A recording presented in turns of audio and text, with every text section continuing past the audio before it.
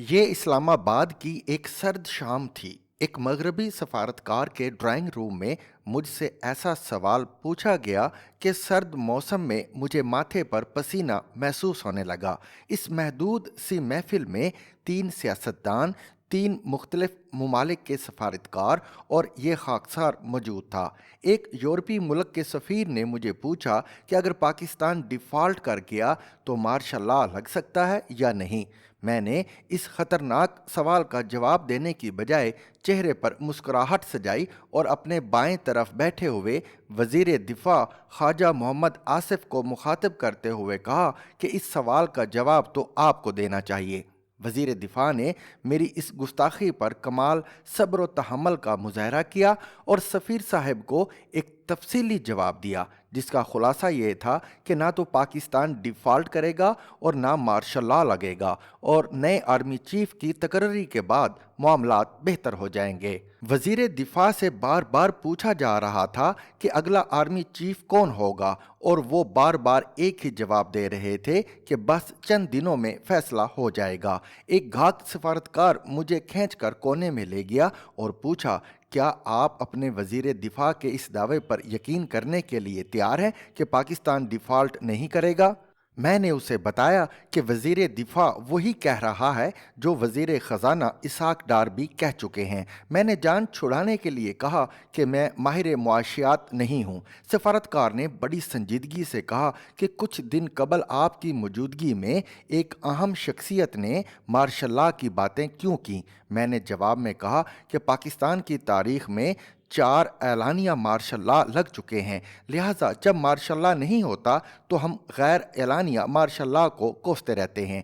ये एक तारीखी हकीकत है और हम इस ख़तरे को टालने के लिए हर वक्त उसकी मजम्मत करते रहते हैं। सफारतकार मेरी जान छोड़ने को तैयार नहीं था। उसने अपनी ऐनक उतारी, शीशा साफ किया और पूछा कि अगर आप सियासत में फ़ौज के किरदार के ख़िलाफ़ हैं तो आपकी तमाम सियासी अशराफिया और मीडिया का सबसे अहम तरीन मसला अगले आर्मी चीफ की तकर्री क्यों है?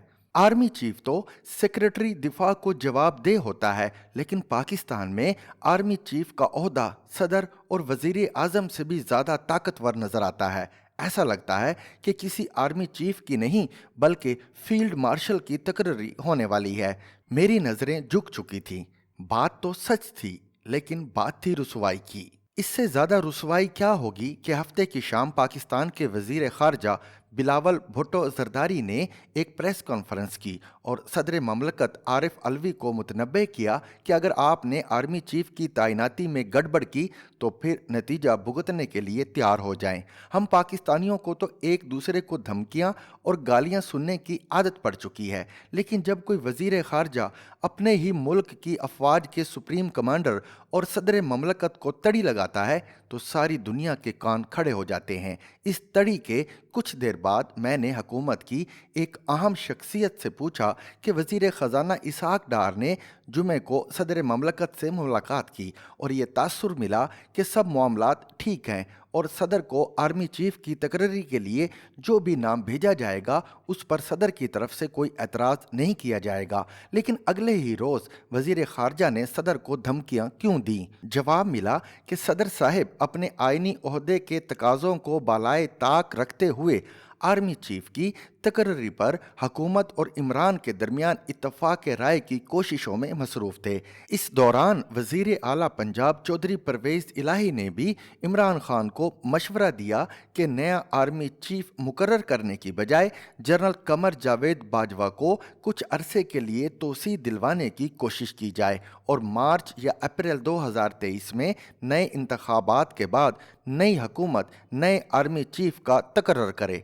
मुझे ये जानकर हैरत हुई कि मुस्लिम लीग नून के एक सीनियर रहनुमा ने भी पिछले दिनों लंदन और रावलपिंडी के बहुत चक्कर लगाए और वो भी जनरल कमर जावेद बाजवा को तोसी दिलवाने के लिए सरगर्म थे।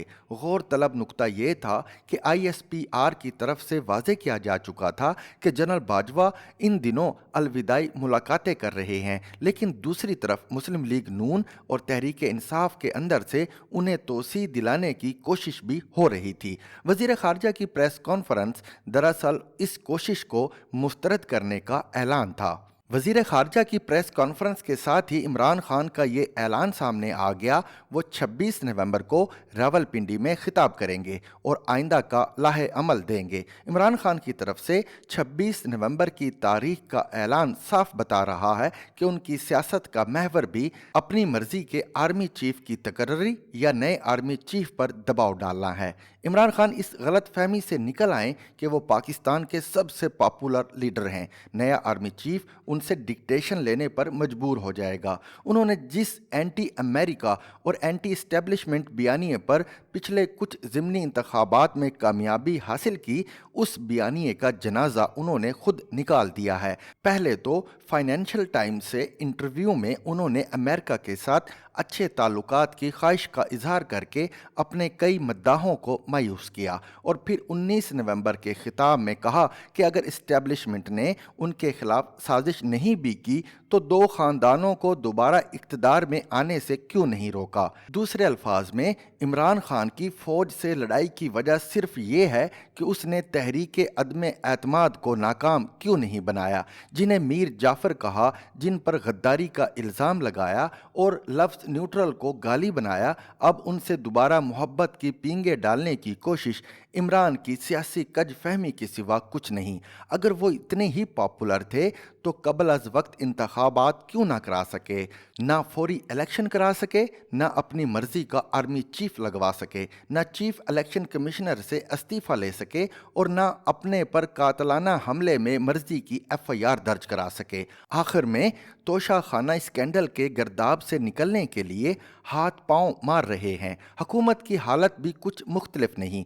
हुकूमत भी अपने तमाम मसाइल का हल नए आर्मी चीफ की तकर्री में देख रही है। हालांकि आर्मी चीफ के पास कोई अलादीन का चिराग नहीं है जिसके ज़रिए वो हुकूमत की मुश्किलात का हल निकालेंगे। आर्मी चीफ की तरजीह रियासत का मुफाद होना चाहिए, हुकूमत का मुफाद नहीं।